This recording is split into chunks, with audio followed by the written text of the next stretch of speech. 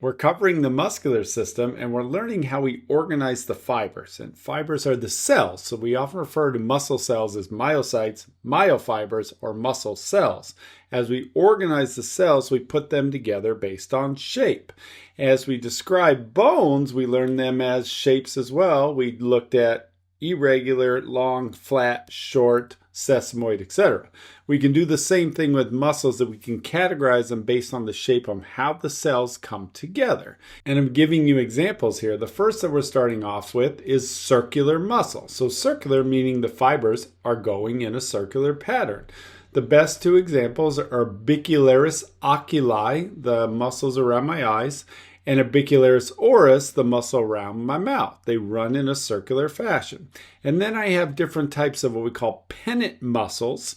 I'll start with looking at just a unipennate first. Unipennate is referring to the muscle tendon is on one side, the muscle fibers on the other side. So I just have muscle fibers or the cells coming off one side of the tendon.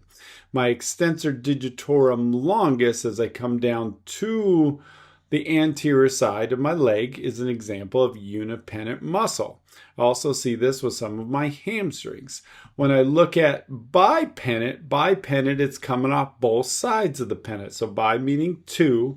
A good example is the rectus femoris, one of my quadriceps muscles. And to me, it tends to look more like a tree that I have tendon in the middle, but muscle fibers coming off on either side.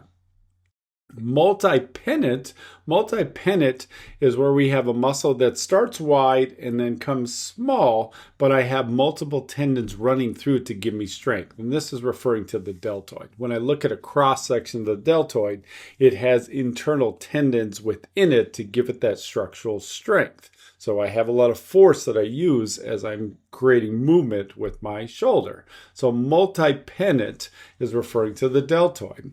Similar to multipennate, I have convergent. And convergent is having a wide area turn in and converge and become smaller. And my pectoralis major, my chest muscles, is a convergent muscle. So multipennate and convergent are similar, how they start wide and go small, except with multipennate I have the tendons running through the middle. Convergent is a wide base of the sternum and then comes down to my axillary region and gets smaller. My gluteus maximus, my buttocks, also do this. They start wide and then come small. So I have different ways that I can describe how they come together.